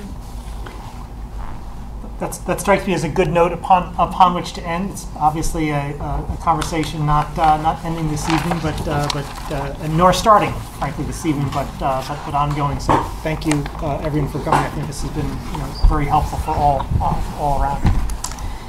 We now come to public comment general time. Public comment general time is an opportunity for members of the public to speak to council and the community about matters of municipal interest. To speak at public comment general time, one need not have signed up in advance. Speakers will have 3 minutes in which to speak, timed behind you. So please pay close attention to your internal sense of what 3 minutes, of what 3 minutes is. We can have only one person speaking at a time, and if you require assistance in speaking before council and the DDA, we'd be delighted to provide it to you. Is there anyone who'd like to speak at public comment? Evening. With regard to bird scooters and the like, I can't help but wonder if there should be a rule with respect to how late in the evening they operate, or if there's a rule placed that you put they have to have lights on them or something like that at night. I also can't help but wonder if they're considered a motorized vehicle, then what happens if a student is drunk, hops on one, drives it, hits someone, they're drunk, a pedestrian or something else, then should they be charged with a DUI or something like that? So just kind of random thoughts to think about that, the DUI kind of stuff and the lights. Otherwise, it's fun seeing all of you together. You should do this twice a year. Have a good night. Thank you.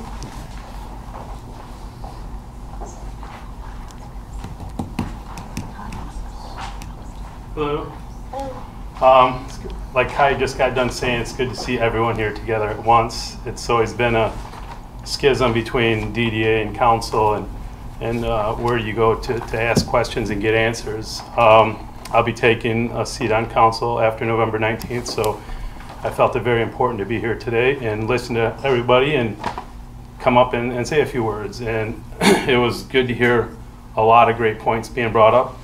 One of the issues that kept coming back up is feedback, and what kind of feedback are we getting? Just the people that can show up on a dark, stormy evening, or who have apps and who can email, and some people, don't do that still. So the one thing is, we talk about communication with the downtown business owners, and I've been a downtown business owner for over 25 years, and frankly, I've almost had no communication with the DDA unless I go to a board meeting and complain about something, or suggest something.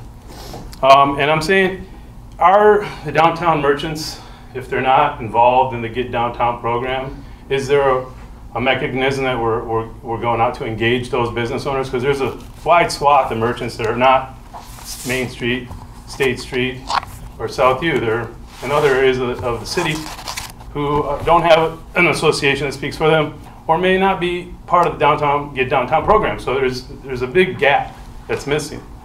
It's good to hear the Energy Commission, Jack inviting the DDA to talk with the Energy Commission about our goals for climate action. I think is very important.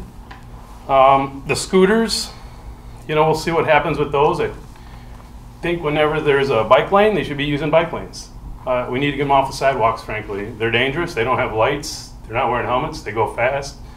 I'm not so sure that those things zipping around sidewalks are very safe. And we'll see with snow coming up, like Julie said, I think they're all going to go south, like the rest of the birds. The Y lot, I think it's very important that it's rooted in affordable housing. I think it should be a mixed, whether it's 30, 60, 80, whatever. I think there should be a nice mix of all those in that development.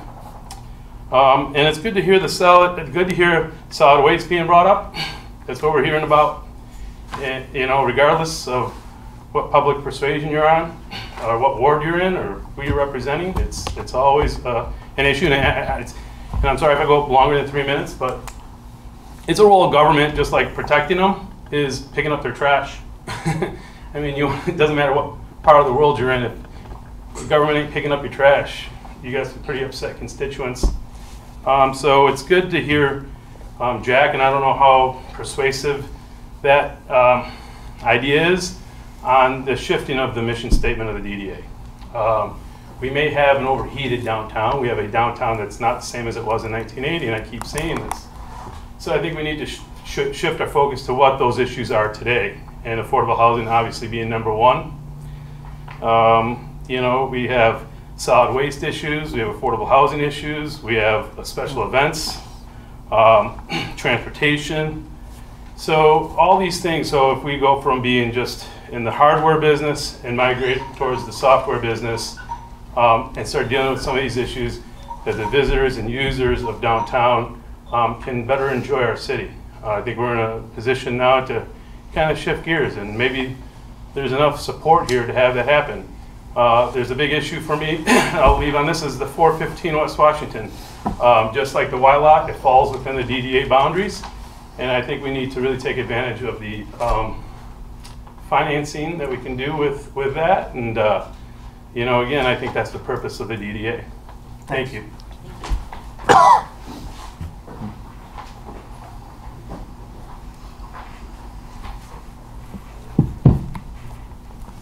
I brought my timer here. First, I'd like to extend an invitation to all the members of the DDA. On November 19th at 6 o'clock, there will be a reception in the City Hall lobby for people to meet and informally chat with new council members. I've got 3 items I want to mention regarding tonight. Last week, the New York Times had a panel discussion regarding autonomous vehicles. It was attended by the governor, as well as the strategic planning lead for Lyft and the autonomous vehicle lead for Ford Motor Company. And they talked about the future of autonomous vehicles, and they mentioned 3 things. They need to be electric, they need to be shared, and they need to be autonomous. So that was sort of obvious, but what I was surprised by is the need for trust. And what they said is after the accident in the crash in Arizona, trust went down 10%, just one crash. So we really need to look at what we can do to provide uniform environments and laws so that we minimize the risk, especially to pedestrians. Number 2, the National Transportation Safety Board is releasing a report. Right now only the summary is available, but there were 2 things that I think are very applicable to downtown Ann Arbor. The first one is that visibility is critical. I love that because I've been talking about visibility, illumination for years and years. So it's very, very important that we have illumination. So it's wonderful to talk about all these things that we're going to do in the future, but could we just light the crosswalks and the intersections? We've got new technology with LED lighting fixtures. We can do it without increasing light pollution, and we need to do it. The second one is it's critical that we have better data and look at crash analysis, and we heard a little bit about that today. We need to be finding out why crashes are occurring. If we're moving towards Vision Zero, we have got to analyze our data. And number 3, I want to thank the DDA for putting up the new crosswalk signs at Carytown that read, "State law, stop for a pedestrian within the intersection." Thanks. Thank you. Is there anyone else who'd like to speak at public comment? Seeing no one, public comment is closed. Motion to adjourn. Seesaw. Ms. Grand. Discussion. No objection. We're out. Thank you.